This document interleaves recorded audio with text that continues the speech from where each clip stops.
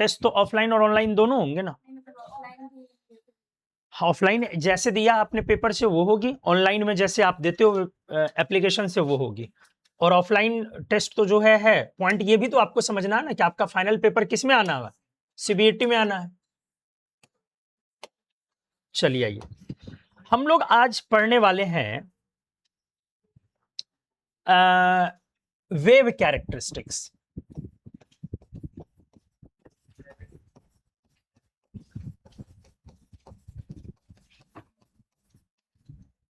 ठीक है, इसके बाद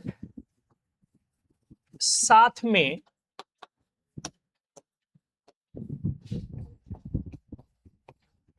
प्लैंक क्वांटम थियरी,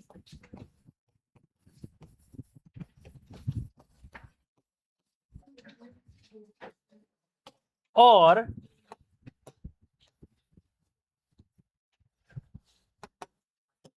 साथ में मैक्सवेल थियरी। थोड़ा थोड़ा करके ये भी चीजें जान लीजिए, इस पे भी मैं थोड़ा टाइम दे रहा हूं।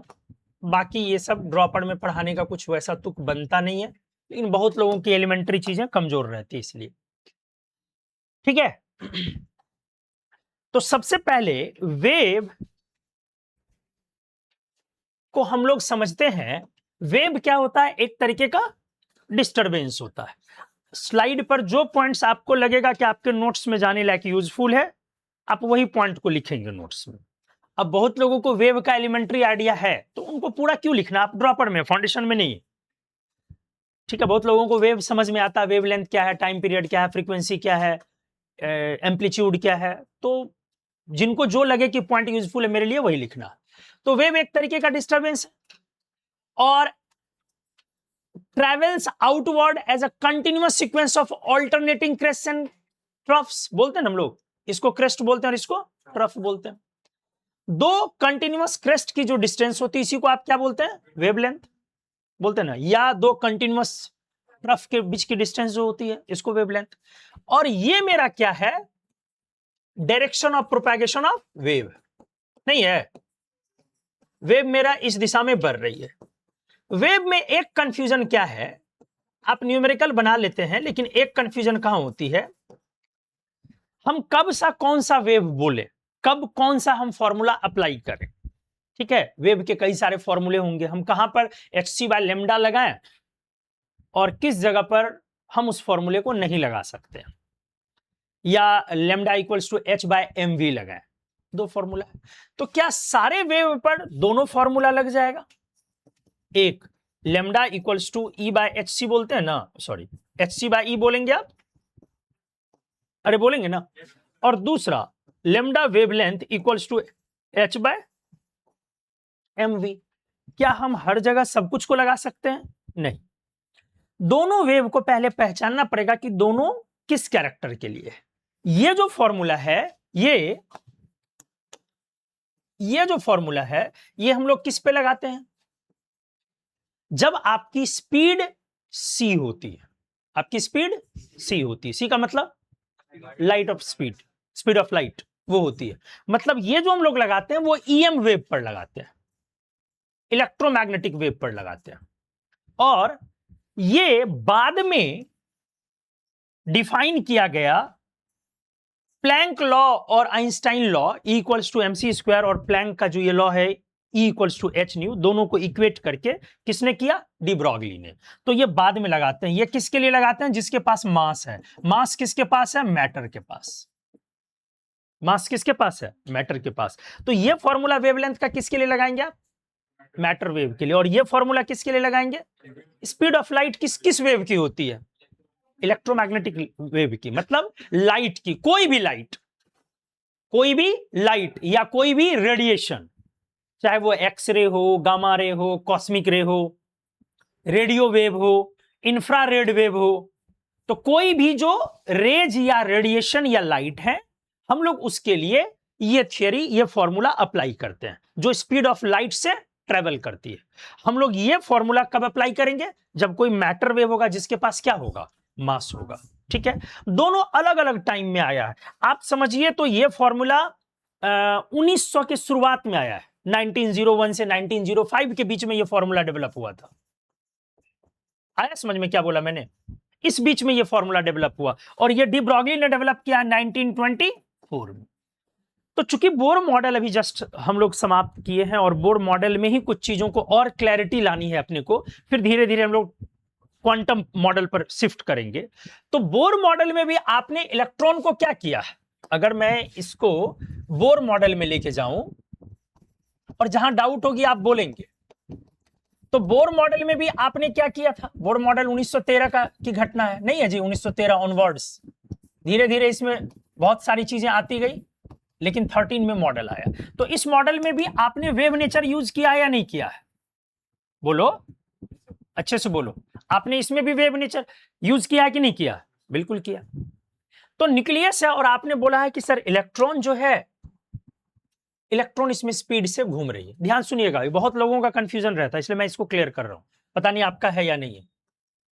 क्योंकि अभी क्या है, हम लोग को जब क्वेश्चन आता है तो हम टूट पड़ते हैं, कौन फॉर्मूला लगेगा रे भाई इसमें? जहां जो दिखा लपेट दिए, HC व लेमडा दिखा लपेट दिए, H न्यू दिखी लपेट दिए, एनर्जी निकालनी है, क्या दी हुई है? वेवलेंथ दी हुई है HC व लेमडा, क्या दी हुई है? फ्रीक्वेंसी H न्यू, क्या दी हुई है? Z N -13.6 Z square one square. समझ में नहीं आ रहा है क्यों लगा रहे हैं? अब मान लो सारी चीजें दे दिए तो क्या लगा है? तो सर कुछ भी लगा दे, ऐसा नहीं होता। हो सकता है कि सारी चीजें दे दी गई हो, कुछ चीजें हाइपोथेटिकल हो, और क्वेश्चन ही ऐसे प्रेजेंट कर रहा हो कि इनमें से क्या पॉसिबल नहीं है। इसलिए पहले आराम से दिमाग को ठंडा कीजिए, समझिए। जो आप नॉर्मल वेव समझते हैं, आपने यह भी पढ़ा है कि इलेक्ट्रॉन यहां पर जब ऑर्बिट में घूमता है तो डी ब्रॉगली ने क्या बोला था? Dual nature of matter. तो इसने भी ऑप्ट क्या किया? इलेक्ट्रॉन क्या है? मैटर। इलेक्ट्रॉन को तो शुरू से क्या मानते आया लोग? पार्टिकल। पार्टिकल मतलब क्या हुआ? मैटर की वेव, मैटर। तो इलेक्ट्रॉन अभी मैटर आ रहा है, इसलिए इस पर क्या अप्लाई किया गया? De Broglie's law. क्या अप्लाई किया? De Broglie's law. De Broglie's law में क्या बोला गया था? कोई भी मैटर, मैटर भी और वेव भी है, डिपेंड्स ऑन स्पीड। स्पीड जितनी ज्यादा होगी उतना वेव नेचर ज्यादा होगा। तो अब जो इन्होंने ये वेव बनाया है, ये जो वेव बनाया है, ये पार्टिकल ऐसे रिवॉल्व कर रहा है, लेकिन इन्होंने इसको वेव भी कंसीडर कर लिया है। यही है ना? आपने क्या क्या पढ़ा है कि यहां नंबर ऑफ वेव्स किसी भी nth ऑर्बिट में, बढ़िया समझिएगा जी, किसी भी nth ऑर्बिट में क्या पढ़ा आपने? n ना। आपने क्या पढ़ा? अगर आप फिजिकली डिस्टेंस कितना तय करते हैं? 2πr। तो वेव के फॉर्म में कितना डिस्टेंस तय करते हैं? n lambda.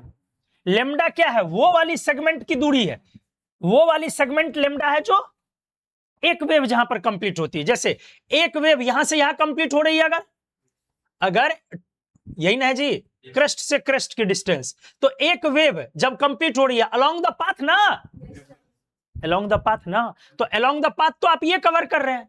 तो मेरी मान लो कि एक लेमडा ये है। अरे कुछ समझ में आया? क्या मान लिया मैंने? यहां से यहां एक लेमडा, थोड़ा सा हाँ सही जगह पे लगा, ठीक है, हुआ ना? तो ऐसा ऐसा कितना लेमडा कवर होगा? तो एन लेमडा। अगर 4 है तो 4, 3 है तो 3, कितना है नहीं पता, n lambda, 2πr equals to n lambda. अब मुझे ये बताइए, इलेक्ट्रॉन किसमें एनर्जी है या नहीं है?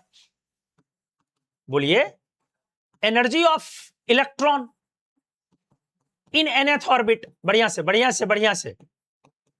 अब किसी nवें ऑर्बिट में इलेक्ट्रॉन की क्या एनर्जी? एनर्जी कितनी है? क्योंकि वेव पे जा रहे हैं तो वेव की इंपॉर्टेंट प्रॉपर्टी है एनर्जी, अभी हम लोग लिखने वाले भी हैं। तो क्या मैं HC बाय लेमडा लगा दूं या नहीं लगाऊं? लगा सकते हैं? नहीं लगा सकते। यही तो मैं समझाना चाह रहा था कि कूद पड़े लगाने आप। मैंने क्या बोला अभी? HC बाय लेमडा कब अप्लाई कर पाएंगे? जब आपकी स्पीड कितनी होगी? C। स्पीड कितनी होगी? C। तो क्या ये लग पाएगा? नहीं। क्या एटम में इलेक्ट्रॉन की स्पीड C होती है? नहीं होती किसी भी ऑर्बिट में। मैटर तो कभी भी लाइट की स्पीड से ट्रेवल नहीं कर सकता है। मैटर की स्पीड जब भी होगी तो लाइट की स्पीड से कम होगी रिलेटिविस्टिक मैकेनिक्स में। बोलो कोई दिक्कत है? तो इसका मतलब ये हम नहीं लगा सकते। अभी हमने बोला ये किसके लिए लगता है? जो इलेक्ट्रोमैग्नेटिक वेव है। कौन है इलेक्ट्रोमैग्नेटिक वेव भाई? उसकी भी अपनी परिभाषा, उस पर आगे जाएंगे। अभी रफली समझने के लिए कौन है? जो लाइट्स निकल रही है। किसी चीज को हीट करते हैं आप तो लाल हो जाती है ना। लाल होने के बाद क्या होती है? वो आपको क्यों दिखती है वो रेड? क्योंकि वो रेडिएशन क्या कर रही है? इमिट।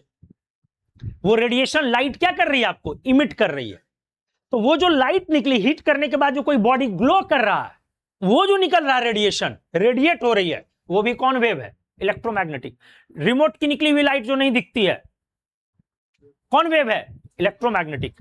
एक्सरे जो नहीं दिखती है, इलेक्ट्रोमैग्नेटिक। और जो सारे कलर आपको रंग दिखते हैं, ये सब भी कौन सी लाइट है? इलेक्ट्रोमैग्नेटिक। सारे रेडिएशंस इलेक्ट्रोमैग्नेटिक में, और ये सारे किस स्पीड से चलते हैं? लाइट की स्पीड से। कहां पर? मीडियम में कि वैक्यूम में? वैक्यूम में। हम लोग स्टैंडर्ड लेवल पर वैक्यूम पर बात करते हैं। तो ये उनके लिए फॉर्मूला है। तो मुझे बताइए क्या एटम में, इसीलिए मैंने कल आपको बोला था, कल मैंने आपको सावधान किया था, लेकिन मैंने सोचा कि चलो अगली क्लास में एक बार दोबारा करें। hc बाय लैम्डा हम यहां पर नहीं लगा सकते। पहले क्लियर हो गया अच्छे से? अब लेकिन पॉइंट है, मैंने क्या बोला आपको, तो यहां पे फॉर्मूला एनर्जी के लिए क्या लगानी पड़ेगी? तो वही लगानी पड़ेगी। कौन? -13.6 Z square by n square, electron volt per atom. बोलो क्लियर है? अब आ जाओ। अब ये नहीं लगा सकते तो फिर मेरा एक सवाल है, फिर अगेन आ जाओ, आ जाओ, अच्छे से समझो अगेन। अब मेरा एक सवाल है, ये एटम है, ठीक है। मान लो इलेक्ट्रॉन यहां से कूद गया,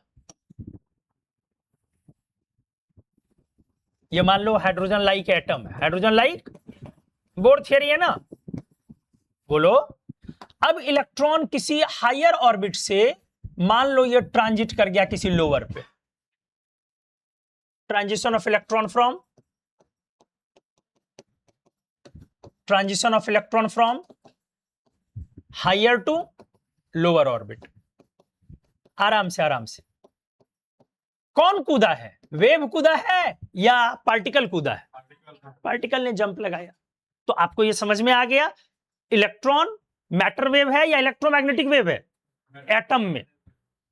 एटम में क्या है? वो मैटर वेव है। उसको जो बोर ने कंसीडर किया है, कौन वेव कंसीडर किया हुआ है? Matter wave. क्लियर है? अब आइए, किसी को कंफ्यूजन नहीं है ना जी?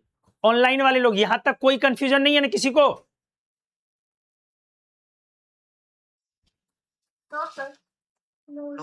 Good good good. अब आइए, अब यहां पर जब ये जंप किया है, ट्रांजिशन हुई है, तो एनर्जी इमिट हुई है या नहीं हुई है? बोलो, एनर्जी रिलीज या इमिट हुई है कि नहीं हुई है? बोल रे, एनर्जी इमिट हुई। ये जो डेल्टा ई है, जो एनर्जी इमिट हुई, क्या मैं डेल्टा ई इक्वल्स टू इस एनर्जी को hc बाय लैम्डा लिख सकता हूं कि नहीं? अब जो ये गैप है, इसको मैं hc बाय लैम्डा लिख सकता हूं कि नहीं लिख सकता? नहीं लिख सकते। समझ में आ गया? समझ गए सभी लोग? ऑनलाइन वाले लोग समझ गए? Yes, sir. Yes, sir. Yes, sir. बाकी लोग? शुभम, आगे सर समझ में। सोनी, जारा,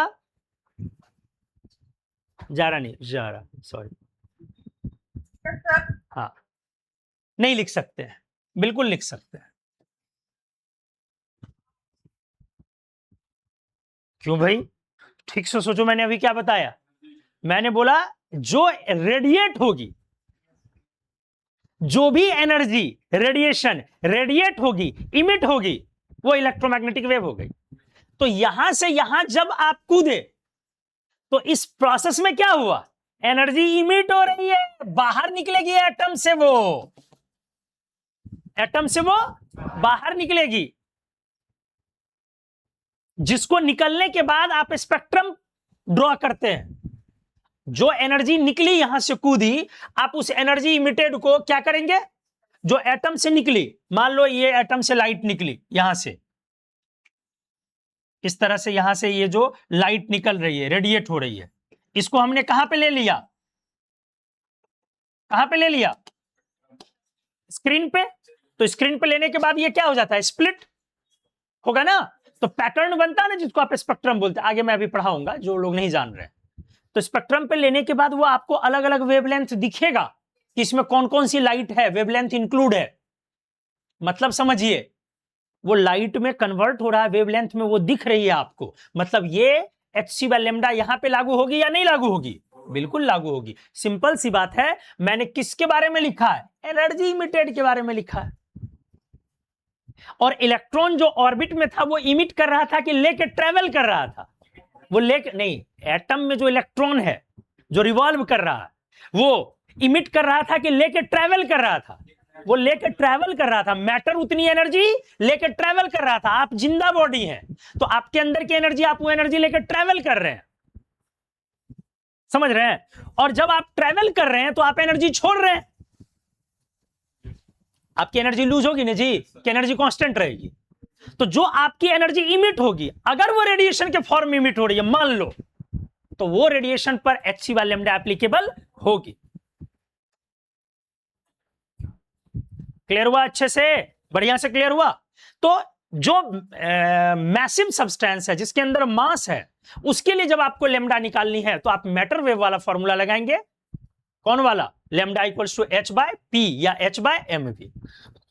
ठीक है, बाकी हम फिजिक्स में जाना नहीं है, मुझे बस ये समझाना था कंफ्यूजन क्या होती है लोगों को, बस चीजें मालूम रहती है, लेमडा ये है। तो जैसे क्वेश्चन में अगर आपसे ये पूछता कि बताओ इसमें डी एक्साइटेशन का लेमडा एसोसिएटेड कितना, क्वेश्चन पूछता लेमडा एसोसिएटेड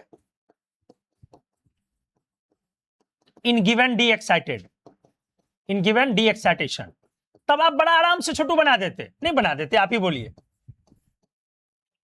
आप तुरंत कर देते, अच्छा lambda equals to E equals to hc/λ, मतलब फॉर्मूला आपको क्लिक कर जाता है। बस अंडरस्टैंडिंग नहीं होती है कि हम ये फॉर्मूला क्यों लगा रहे हैं, क्लिक क्यों कर जाता है, वही सारी चीजों की वैल्यू देख करके वो आंखों में फॉर्मूला चमकने लगती। तो हमने पहले ये क्लियर किया, बोर मॉडल में कोई भी आप वो काम नहीं करेंगे जो काम किस थियरी का है, इलेक्ट्रोमैग्नेटिक वेव की थियरी का। यहां जो आपका वेव है किसी भी ऑर्बिट में, वो पार्टिकल के चक्कर लगाने वाला वेव है, ठीक है। इसी में मैंने पिछली क्लास में आपको बहुत सारी चीजें बताई थी, frequency of revolution, frequency of, तो वो क्या था, नंबर ऑफ रिवॉल्यूशन, ये number of waves, sorry number of revolution per unit time, वही था ना जी। तो इस तरीके से हमारा फ्रीक्वेंसी ऑफ रिवॉल्यूशन था, टाइम पीरियड था, या अलग अलग तरीके के फैक्टर्स हमने डिस्कस, ठीक है। आ जाइए, अब आइए, पहले बोलो यहां तक क्लियर है ना, ठीक है। अब हम लोग अभी आगे और ये क्लियर होगा, जिसका थोड़ा कम हुआ होगा वो और क्लियर हो जाएगा।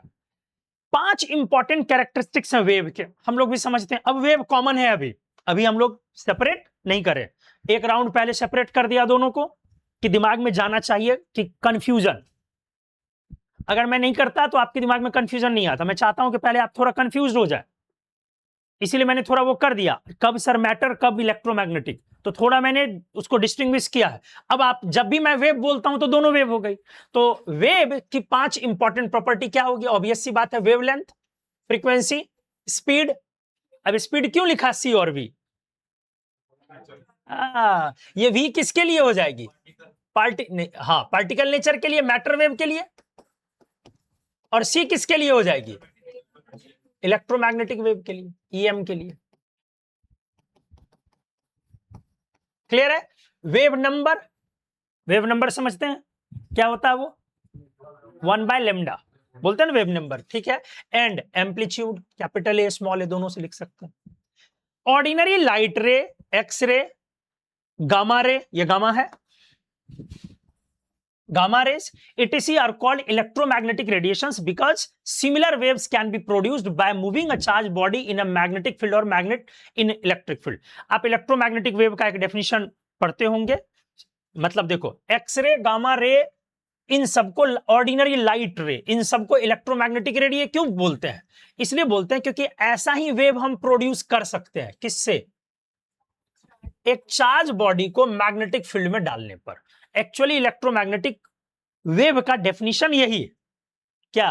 कि यदि कोई चार्ज बॉडी, अगर कोई चार्ज बॉडी है वो मूव कर रही है मैग्नेटिक फील्ड में, तो जो वेव नेचर वहां हम डिफाइन करते हैं वो इलेक्ट्रोमैग्नेटिक वेव हुआ, जिसमें आप बोलते हैं कि इलेक्ट्रिक फील्ड और मैग्नेटिक फील्ड एक दूसरे के परपेंडिकुलर होता है।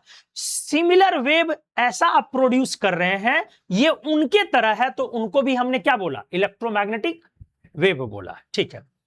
These radiations have wave characteristics and do not require any medium for their propagation. बाकी आप वेवलेंथ समझते हैं, ज्यादा बोलना नहीं है, फ्रीक्वेंसी भी समझते हैं, कोई दिक्कत नहीं है। Number of times a wave Passage through a given point, एक सेकंड में कितना चक्कर लगाया, एक दिए हुए पॉइंट से कितनी बार घूम रहा, वही ना थी फ्रीक्वेंसी ऑफ रिवॉल्यूशन। तो एक गिवन पॉइंट से कितनी बार वो सेम टाइम पर क्या करता है?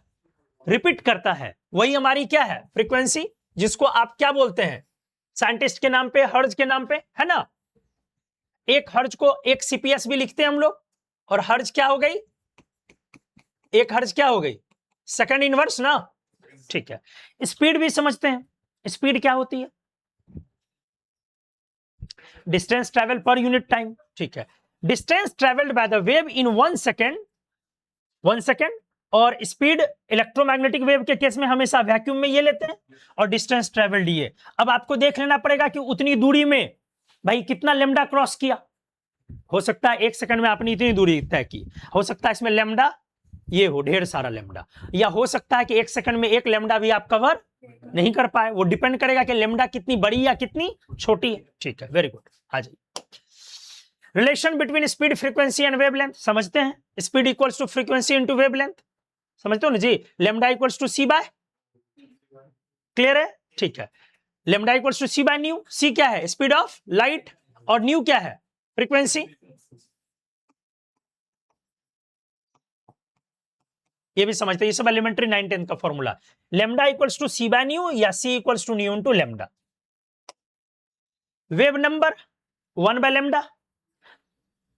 लेमडा, तो reciprocal of wavelength, number of wavelength per metre. चलिए ये भी हटा दीजिए। एम्पलीट्यूड ये भी समझते हैं, ये क्या होती है? हाइट। जो मेरा एम्पलीट्यूड यही है ना बेटा, ये जो है यही ना एम्पलीट्यूड है। एक्चुअली इसका मीनिंग क्या होता है? एम्पलीट्यूड का मतलब क्या होता है? ये रिप्रेजेंट करता है किस चीज को? इंटेंसिटी को। और इंटेंसिटी को कैसे करता है? तो I directly proportional A square. अगर एम्पलीट्यूड ए है तो इंटेंसिटी डायरेक्टली प्रोपोर्शनल किसके होता है? ए स्क्वायर। बेसिकली इंटेंसिटी का क्या मतलब होता है? इंटेंसिटी, ये जो एम्पलीट्यूड है, एम्पलीट्यूड रिप्रेजेंट करता है किसको? इंटेंसिटी को। इसका मतलब क्या होता है? ये कोई दूरी तो नहीं है। इसका मतलब ये होता है कि कोई वेव कितना, इलेक्ट्रोमैग्नेटिक वेव के केस में, फिर मैटर के केस में अलग बात है, इलेक्ट्रोमैग्नेटिक के केस में अलग बात।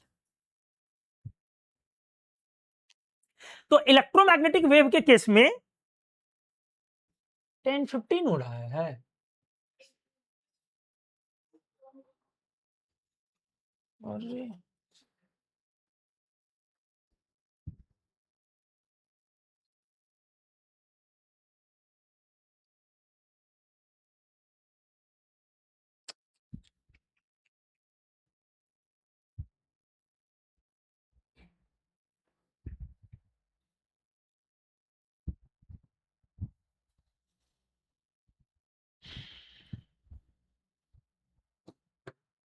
ठीक है, देखते हैं, 10 मिनट पढ़ाई देंगे। हाँ आइए, क्या बोल रहा था? एम्पलीट्यूड। एम्पलीट्यूड जैसे आप वेवलेंथ समझ रहे हैं कि सर ये डिस्टेंस नहीं, या ये डिस्टेंस। फ्रीक्वेंसी समझते हैं कि एक सर्टेन पॉइंट को आप 1 सेकंड में कितनी बार पार करते हैं, नंबर ऑफ टाइम्स। एम्पलीट्यूड क्या होती है?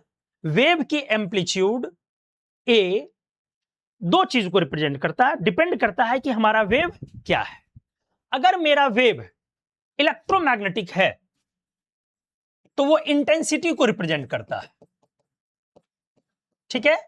मतलब एम्पलीट्यूड रिप्रेजेंट्स इंटेंसिटी। थोड़ा सा इसको भी समझिएगा, मैं हल्का सा फिजिक्स और केमिस्ट्री मिला के हम लोग बात कर रहे हैं, इसलिए थोड़ा यहां फील अलग होगा, लेकिन मेरा मैटर वेव भी हो सकता है। तो मैटर वेव, क्योंकि intensity brightness, it determines intensity. Intensity मतलब ब्राइटनेस, ब्राइटनेस का मतलब चमकना, ब्राइटनेस का मतलब चमकना। आप ध्यान से सुनिएगा, अच्छे से सुनिएगा, बढ़िया से प्लीज, क्योंकि आगे ये सब टॉपिक कई बार आएगा। जैसे अभी मेरे पास लाइट आ रही है, तो लाइट व्हाइट आ रही है, ठीक है, व्हाइट लाइट आ रही है। अब ये लाइट मैं चाहूं तो इसकी ब्राइटनेस कम कर सकता हूं और बढ़ा सकता हूं, ब्राइटनेस कम कर सकता हूं और बढ़ा सकता हूं। तो क्या अगर मैंने लाइट को डीम किया, लाल कलर आ रहा है आपके पास, आपने किया होगा, कई बार देखा होगा कि बल्ब की लाइट कम और ज्यादा की जाती है ना, रिमोट से होती है, तो या मोबाइल की लाइट भी आप देखते हैं। तो मान लो मोबाइल की लाइट आपने स्क्रीन ब्राइटनेस आप कम किया हुआ आपने, अभी आपको जो लाइट मिल रही है उस लाइट की वो कौन सी रेडिएशन ये है, वेव है, जल्दी बोलो, मैटर या ईएम? EM, very good. अब आपने मोबाइल की लाइट, मैंने बोला कि आपके तक आ रही है, तो यदि वो ईएम है तो उसकी एक लैम्डा होगी। अब आपने ब्राइटनेस को बढ़ा दिया, मतलब मोबाइल में लाइट को बढ़ा दिया, अब जो आपके ऊपर लाइट आ रही है उसकी लैम्डा वही रहेगी कि चेंज हो गई? वही रहेगी, चेंज नहीं होगी, एम्पलीट्यूड चेंज हुआ है। ये सब थोड़ा थोड़ा टेक्निकली समझना। लैम्डा तब तक चेंज नहीं होगा जब तक लाइट की वैरायटी चेंज नहीं होगी, लाइट का टाइप चेंज नहीं होगा। पहले भी क्या आ रहा था, जो व्हाइट आ रही थी अभी भी क्या आ रही है, इसका मतलब एनर्जी नहीं बदलेगी, एनर्जी नहीं बदलेगी। एनर्जी किस पर डिपेंड करती है? लैम्डा पे। तो लाइट क्या बदल गई? नहीं। तो एनर्जी बदलेगी? नहीं बदलेगी। बदली क्या? इंटेंसिटी बदली, ब्राइटनेस, और वो किसकी वजह से बदल गई? एम्पलीट्यूड के कारण। तो बेसिकली जब आप ब्राइट करते हैं या डिम करते हैं तो उस समय में क्या बदलता है? एम्पलीट्यूड। और एम्पलीट्यूड के बदलने से क्या बढ़ती है? अब ये एम्पलीट्यूड जो होता है वो आपने पर यूनिट एरिया के फॉर्म में पढ़ा होगा ना, पर यूनिट एरिया के फॉर्म में उसको हम लोग डिफाइन करते हैं, तो अभी उधर हम लोग नहीं जा रहे हैं। तो बेसिकली है क्या, हम जब ब्राइटनेस बढ़ाते हैं तो नंबर ऑफ फोटॉन्स बढ़ जाता है। फोटॉन्स समझते हो? कितने लोग समझ रहे हो फोटॉन्स? हाँ ठीक है, एनर्जी के पैकेट को बोलते हैं। तो होता क्या है कि जब आप ब्राइटनेस बढ़ा रहे हैं तो लाइट में जो है वो पैकेट है छोटा छोटा, किस चीज का? एनर्जी का। तो जब आपने क्या बढ़ा दिया? ब्राइटनेस बढ़ाया, तो ब्राइटनेस बढ़ाया तो वो जो लाइट में पैकेट्स हैं, पैकेट्स ऑफ फोटॉन्स, प्रत्येक पैकेट एक फोटॉन का, तो इसकी संख्या बढ़ गई, number of packets of photons बढ़ गई। नहीं समझ में आया? नंबर ऑफ पैकेट्स ऑफ, तो मतलब एग्रीगेट एनर्जी बढ़ी या नहीं बढ़ी? हाँ बढ़ गई। एग्रीगेट मतलब टोटल, एग्रीगेट एनर्जी बढ़ी या नहीं बढ़ी? बिल्कुल बढ़ गई, एग्रीगेट एनर्जी बढ़ गई। लेकिन क्या नहीं बढ़ी? एनर्जी ऑफ ईच फोटोन, क्या वो बढ़ा? नहीं बढ़ा, वो नहीं बढ़ा। तो जो हम लोग वेवलेंथ डिफाइन करते हैं वो किससे डिफाइन करते हैं? प्रत्येक फोटोन की जो एनर्जी है उससे। समझ रहे हैं? मतलब आप समझिए चीज को, आप अगर एप्पल खा रहे हैं या चावल खा रहे हैं, तो चावल आप ज्यादा खाएंगे तो एनर्जी बढ़ गई, एग्रीगेट बढ़ गई। लेकिन चावल के हर एक दाने की एनर्जी क्या है?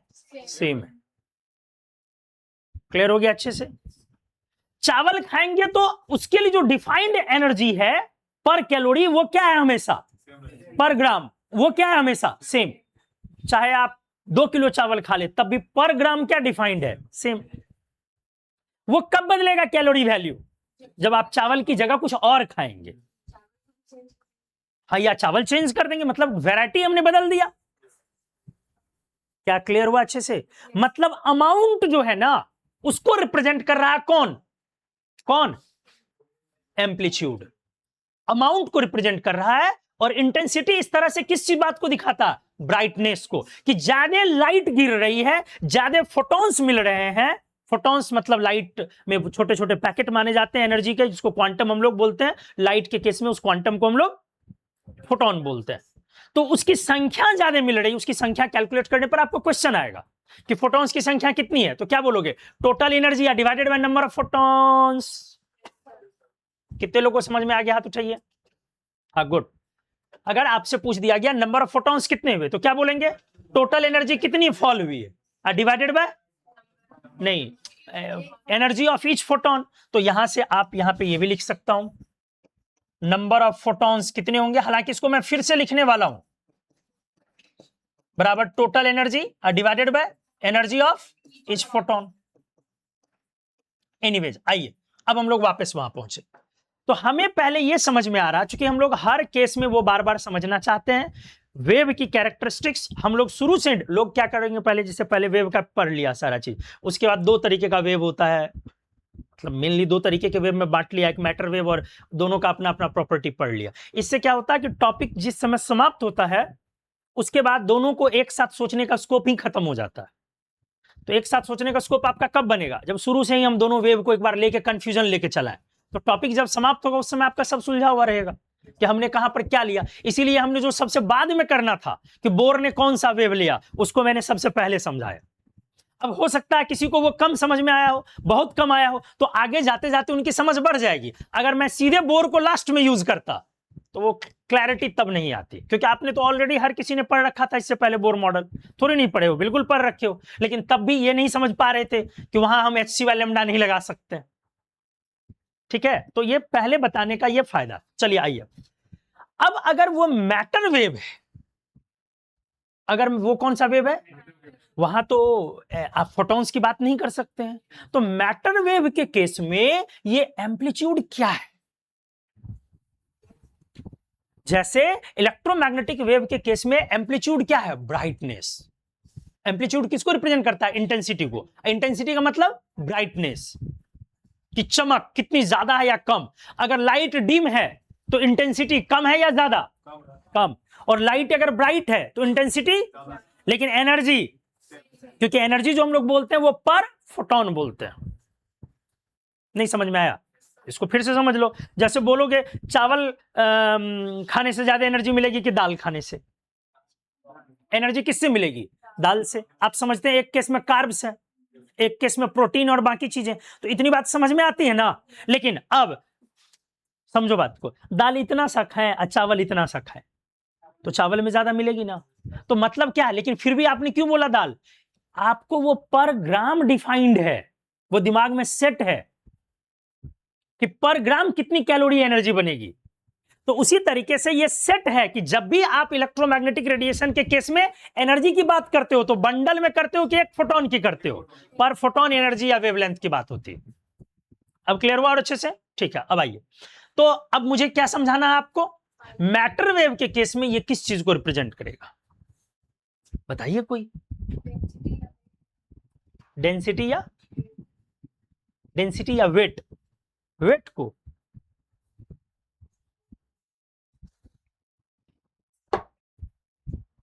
मास को।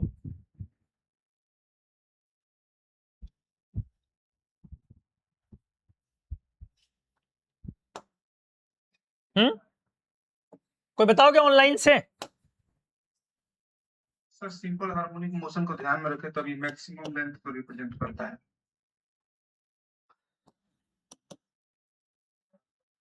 ये भाई इलेक्ट्रॉन के केस में मैक्सिमम लेंथ क्या है? अभी तो आपको सबसे पहले जब भी कोई मैटर वेव ले तो अभी तो सबसे पहला सिंपल एग्जांपल क्या लेना? इलेक्ट्रॉन लेना। क्या लेना है? बाकी फिजिक्स तो मेरे से आप पढ़ नहीं रहे हैं और ना मुझे आती है, मैं इसलिए ज्यादा आपको इधर उधर नहीं ले जा सकता हूं। मैं मैटर वेव के एग्जांपल को सिंपलेस्ट एग्जांपल, क्योंकि दूसरा मैं एग्जांपल लूंगा तो फिर उसके हिसाब से बहुत सारी बातें करनी होंगी, तो हम लोग सिंपलेस्ट एग्जांपल जो अभी उठा रहे हैं वो इलेक्ट्रॉन उठा रहे हैं।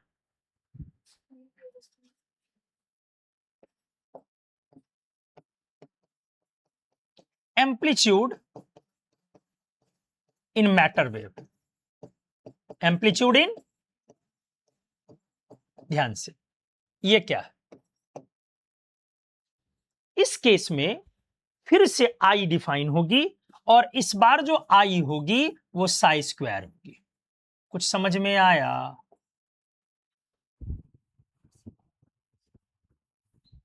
क्या होगी, साई स्क्वायर। पहले मॉड ले लीजिए फिर स्क्वायर करते हैं हम लोग, बात बराबर आप समझ रहे हैं मैथमेटिकली। पहले मॉड लेके फिर स्क्वायर करेंगे।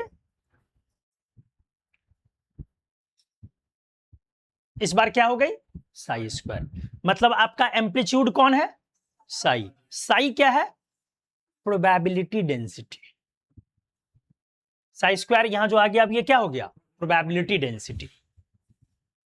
प्रोबेबिलिटी डेंसिटी का मतलब क्या हुआ समझिए, मतलब इस बार इंटेंसिटी रिप्रेजेंट करेगा, रिप्रेजेंट्स प्रोबेबिलिटी डेंसिटी को। किसको रिप्रेजेंट करेगा, क्या मतलब हुआ, पाए जाने की संभावना, पाए जाने की।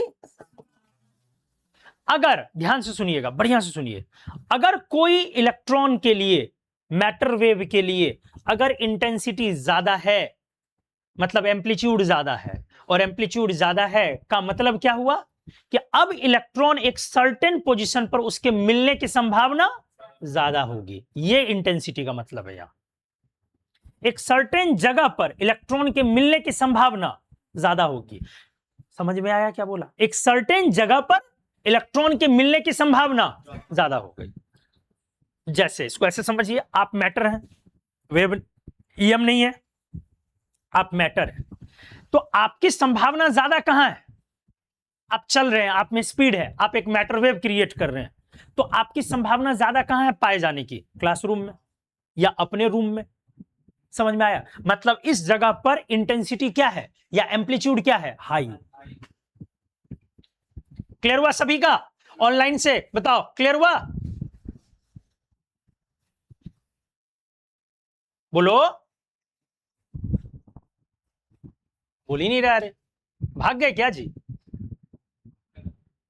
प्रोबेबिलिटी डेंसिटी वाला थोड़ा कंफ्यूजन है। देखिए वो टर्म ऐसा है इसलिए आपको ऐसा लग रहा है। प्रोबेबिलिटी मतलब संभावना, और डेंसिटी मतलब घनत्व, संभावनाओं का घनत्व। मतलब क्लाउड की अपीयरेंस, आपका अपीयरेंस, आप जो पार्टिकल है आपका अपीयरेंस कितना प्रतिशत ज्यादा है, इस बात को प्रेजेंट करेगा एम्पलीट्यूड या इंटेंसिटी। आप अगर 60% आपके यहां संभावना है मिलने की, दो स्टूडेंट है, एक है जो खूब घूमता फिरता है इधर उधर, तो उसकी संभावना क्लासरूम में मिलने की कम है, मतलब एम्पलीट्यूड लो है, इंटेंसिटी कम है। और अगर आप एक है पढ़ने वाला है, वो क्लासरूम में अक्सर मिल जा रहा है, एक सर्टेन पॉइंट पर अगर आप बार बार मिल रहे हैं, आपके मिलने की जो संभावना है, साई इसी को रिप्रेजेंट कर रहा है, प्रोबेबिलिटी डेंसिटी साई स्क्वायर इसी को रिप्रेजेंट कर रहा है।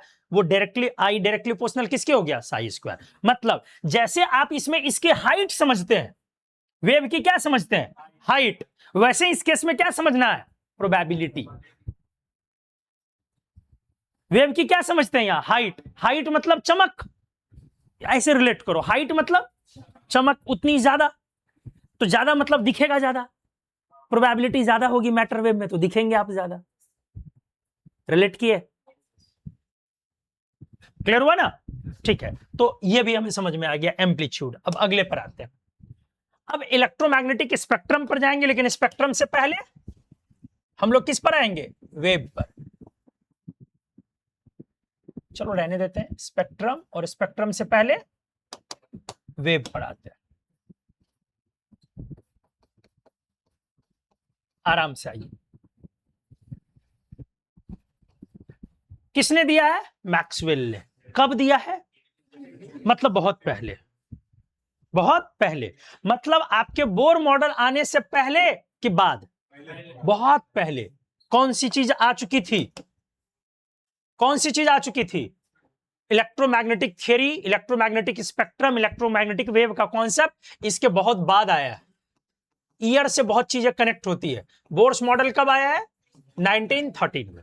मैक्सवेल ने क्या सजेस्ट किया है कि कोई भी रेडिएंट एनर्जी, रेडिएंट एनर्जी मतलब निकली हुई energy, the energy emitted such as heat, अभी हमने बोला किसी बॉडी को गर्म करेंगे तो वहां से निकलने वाली हीट, वो भी क्या है, ईएम है। लाइट, एक्सरे वगैरह, ये सब ट्रैवल करती है, ये सब ट्रैवल करती है स्पेस में with the speed of light in the form of wave, these waves known as electromagnetic wave. बोलो किसी को दिक्कत है, क्लियर है? ठीक है, आगे मैंने लिखा ज्यादा फ्रीक्वेंसी जो रेडिएट करेगी, हाई फ्रीक्वेंसी रेडिएटेड एनर्जी और ऑल्टरनेटिंग करंट, ठीक है, इससे रेडिएटेड एनर्जी, ठीक है, कोई दिक्कत नहीं। Radiant energy has wave nature and is associated with electric as well as, यही है इनकी थियरी कि जो रिलीज्ड एनर्जी है, रेडिएंट एनर्जी है या हीट है जो भी निकल रही है, इसका दोनों से रिलेशन होगा। किससे? ई जो रेडिएटेड है इसका दोनों से रिलेशन होगा। किससे? इलेक्ट्रिक फील्ड से भी, और किस वेव में? किस वेव में? EM wave. लेकिन किसका दोनों से संबंध नहीं होगा? मैटर वेव का। जब हम मैटर लेंगे उसका दोनों से संबंध नहीं होता है। ठीक है, हम लोग आगे बढ़ते हैं। आइए, the various forms of electromagnetic radiation, समझ रहे हो? हमने बोला अभी कॉस्मिक रे है, गामा रे है, एक्स रे है, यूवी रे है, विजिबल रे है, इंफ्रारेड है, सबको हम लोग लेयर में बनाएंगे, आगे हम लोग पढ़ेंगे। माइक्रोवेव्स है, रेडार वेव्स है, रेडियो वेव्स है, एफएम एएम जितना भी बोलते हो, ये सारे कौन से हैं? Electromagnetic radiation. और ये सब स्पेस में, मतलब वैक्यूम में ट्रेवल करेगा किस स्पीड से? लाइट की स्पीड से। रिमोट से निकलने वाली वेव कौन सी है? रिमोट से निकलने वाली वेव कौन सी रे? उसका नाम क्या बोलते हैं? इंफ्रारेड। रिमोट से निकलने वाली होती है infrared. Electromagnetic radiations arranged in the increasing और decreasing order of frequency, this is called spectrum, जो आप नॉर्मल जानते हैं। जब उसी को हम लोग क्या बोलते हैं? बड़ा सिंपल है रे, कोई स्पेक्ट्रम नहीं जानते हो तो सीधा समझो इस क्लासरूम में किसी एक ग्राउंड के आधार पे, एक बेसिस पर हमने सबको सजा दिया, कॉल्ड स्पेक्ट्रम। सिंपल सी बात है। स्पेक्ट्रम मतलब अरेंजमेंट। जो स्पेक्ट्रम नहीं समझते हो, बहुत लोग स्पेक्ट्रम के नाम से डरता। स्पेक्ट्रम का मतलब क्या है? Arrangement according to a law. According to a law. जैसे मान लो मैंने आपको हाइट के आधार पे लगा दिया, हाइट घटती हुई ऑर्डर पे, this is called spectrum of height. Wavelength के आधार पे लाइट को लगा दिया कि किसकी वेवलेंथ ज्यादा थी, किसकी कम थी, स्पेक्ट्रम आ गई।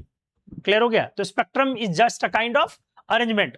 एक सर्टेन लॉ पर मैंने किस आधार पर? आपके मार्क्स के आधार पर लगाया, वो स्पेक्ट्रम हो गया मार्क्स की बेसिस पर। ठीक है?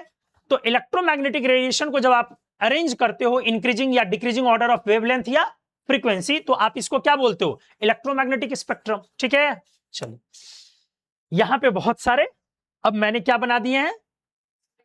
स्पेक्ट्रम लगाया है बहुत सारे वेव का, यहां हमने बढ़िया से सीखिए।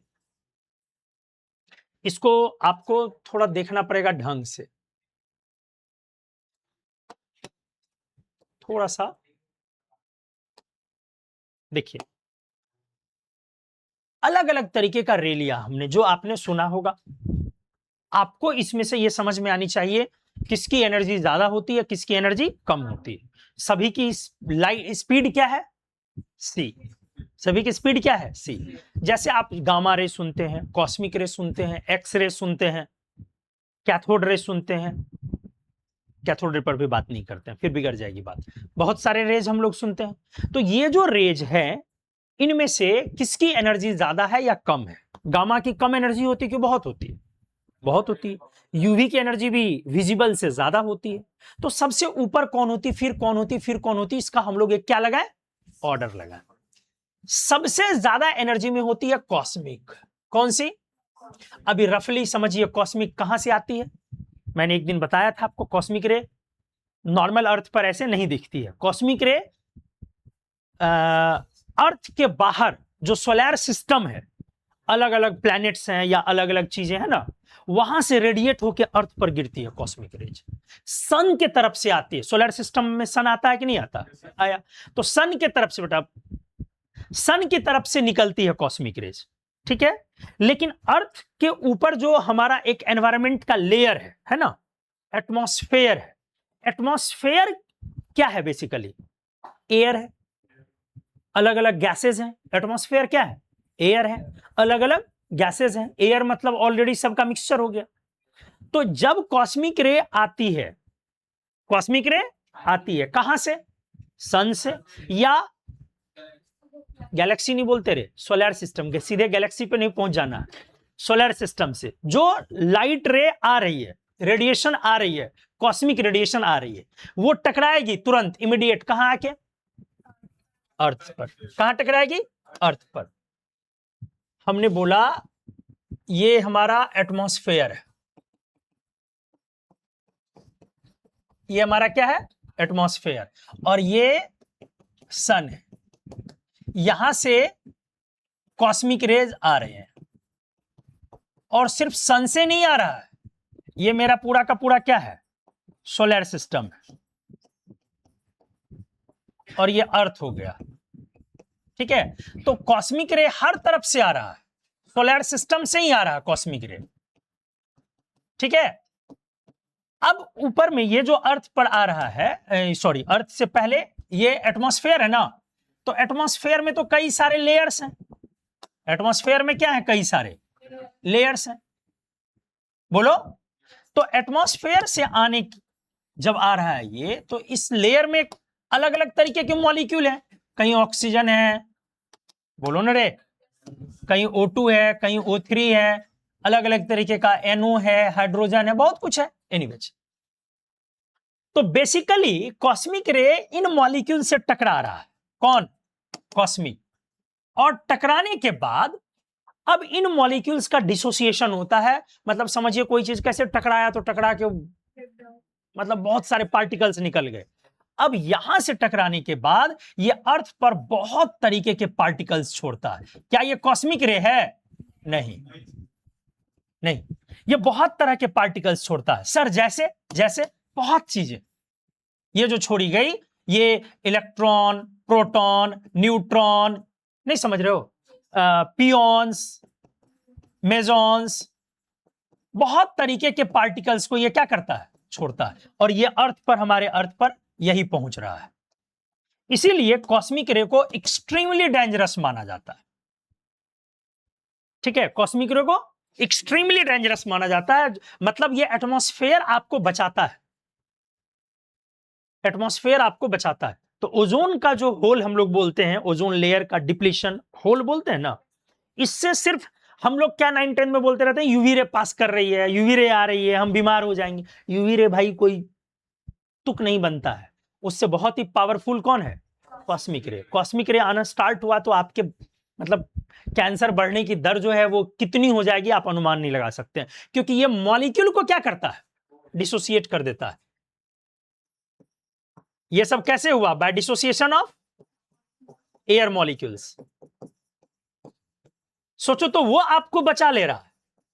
अगर आपने वहां पर लेयर का डिप्लीशन कर दिया, तोड़ दिया लेयर को, समझ रहे हो कितना खतरनाक मामला हो जाएगा। तो इसको कभी अगर पिक्चर विक्चर में देखोगे तो बहुत बढ़िया आपको वो रियलाइज होगा, फील होगा। मेरे पास पता नहीं भी होगा या नहीं होगा, मैं एक बार चेक करता हूं, अगर होगा तो। कभी कभी रहता तो था, लगता नहीं है कैसे होगा।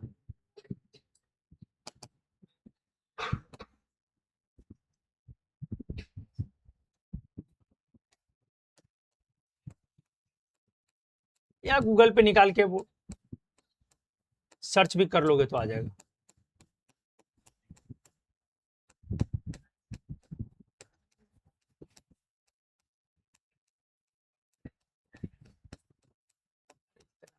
सब मिलेगा।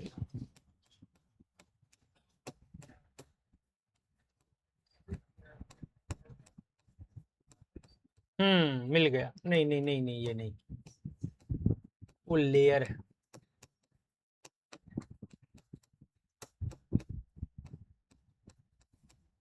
एक मिनट देखता हूँ, शायद मिल जाना चाहिए, होगा एक पिक्चर तो मैं यहाँ डाल दूंगा, इंपोर्ट कर दूंगा।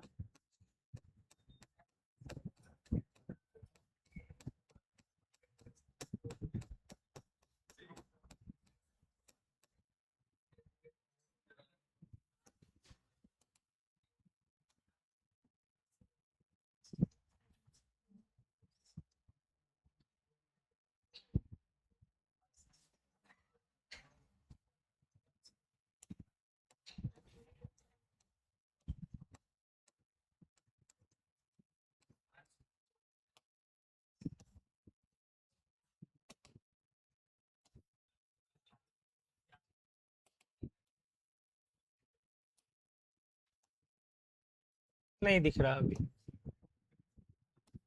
होने के लिए होगा लेकिन ठीक है अभी दिख रही। ठीक है चलिए आइए, क्या लफड़ी समझ गए ना?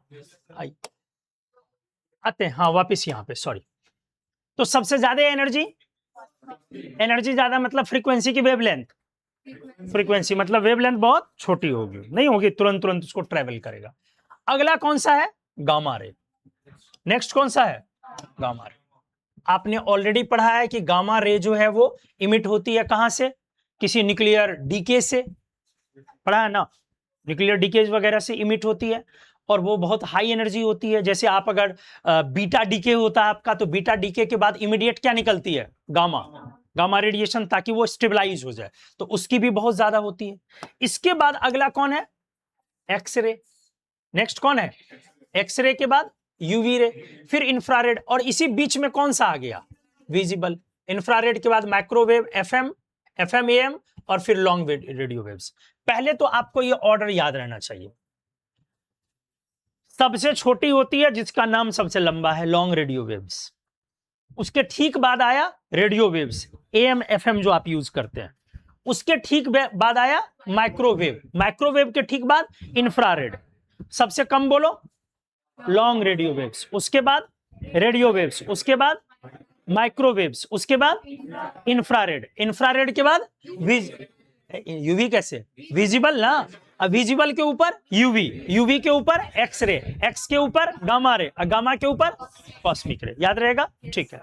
ये पहले तो ये मिनिमम लेवल है जो हम लोग बोलते हैं ओनामासी।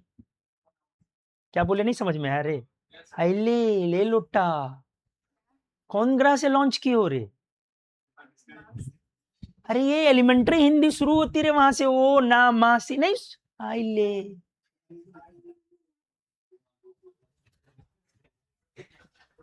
राजीव जी देख रहे हैं, कूद के यहां से नीचे हम स्टेज से जान दे देंगे। अब आ जाओ, इसमें भी आपका ऑर्डर आपको समझ में आता है। सबसे ज्यादा एनर्जी किसकी लिखते हो? वॉलेट की। वॉलेट के बाद ये क्या लिखी हुई? Indigo, VIBGYOR। ये बेसिक लेवल है। अब यहां पर एक थोड़ा सा कॉम्पिटिटिव लेवल होता है, रेंज, फ्रीक्वेंसी या वेवलेंथ की रेंज। तो इधर जाने पर क्या बढ़ेगी? फ्रीक्वेंसी की वेवलेंथ। इधर क्या बढ़ेगी? फ्रीक्वेंसी। नहीं जी, इधर फ्रीक्वेंसी बढ़ गई। ये देखो, ये फ्रीक्वेंसी लिखी हुई है, फ्रीक्वेंसी हर्ज में हो गई। आपने सुना होगा AM FM में जो हर्ज होती है वो 2 डिजिट में होती है। आइले राजीव जी, तो गजब हालत है, लोग रेडियो नहीं कभी चलाया है। 98.3 96 पॉइंट क्या क्या समथिंग है ना, तो ये हर्ज होता है ना, HZ हम लोग बोलते हैं हर्ज। ये समझ में आया? ये जो होता है ये 10 टू द पावर हर्ज, किलो हर्ज सब में प्रेजेंट किया जाता है। तो आप ये देखिए 10 टू द पावर 8 तक रहते हैं, तब तक आप किस में है? लॉन्ग और शॉर्ट रेडियो वेव्स में। 10 टू द पावर 8 तक कहां पे हैं आप? लॉन्ग और शॉर्ट रेडियो वेव्स में। ये सारे रेडियो वेव्स आ गए, बोलो ठीक है। अब आइए, माइक्रोवेव में ये ऑर्डर है, इंफ्रारेड में ये ऑर्डर है। तो इंपॉर्टेंट क्या है, इसको थोड़ा सा समझना है। इंपॉर्टेंट है पहले विजिबल वाले का। विजिबल वाले की फ्रीक्वेंसी कहां पे है? विजिबल वाले की फ्रीक्वेंसी को गौर करो, कहां पर है? 10 पर पावर 14 से लेकर के 10 पर पावर 16 के बीच में। इसकी फ्रीक्वेंसी क्या है? 10 टू द पावर 14 से लेकर 10 टू द पावर 16 हर्ट्ज के बीच में।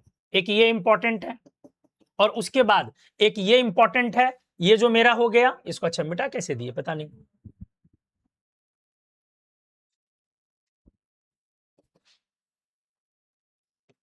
ठीक है, long and short radio waves कहां ऑर्डर गया? 10 टू द पावर 0, 1 से लेकर के 10 पर पावर 8 हर्ट्ज तक। सही है, रफली याद रखना। अब रेंज देखो, 16 से 18 कौन है? यूवी, 18 से 20 एक्सरे, 20 से 22 गामा रे, और 22 से 24 कॉस्मिक रे। सब कॉस्मिक रे में काउंट हो जाता है, उसके ऊपर जो भी है सब कॉस्मिक, मतलब इसके ऊपर जो भी आ जाएगा सब कॉस्मिक में ही काउंट होगा। तो एक रफ आइडिया आपको इसका रहना चाहिए, क्वेश्चन में कभी कभार छोटे छोटे क्वेश्चन में आ सकते हैं। आइए बोलो, कोई दिक्कत है? अब मैक्सवेल की इलेक्ट्रोमैग्नेटिक थियरी अगली क्लास में हम करते हैं, जिसमें हम लोग समझेंगे कि इलेक्ट्रिक और मैग्नेटिक फील्ड दोनों से एसोसिएटेड है, इलेक्ट्रोमैग्नेटिक वेव जो मैटर वेव में हम डिफाइन नहीं करते। ठीक है, चलिए कल की क्लास करते हैं। Thank you. ऑनलाइन वाले लोग समझ में आ गया सभी को? हाँ ना बताओ, कोई दिक्कत?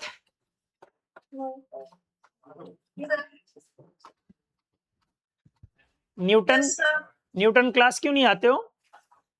सर कल से आऊं और आपने बोल दिया था 21 के बाद से आऊं। अच्छा 21 बोला था, हाँ ठीक है, चलिए, थैंक यू।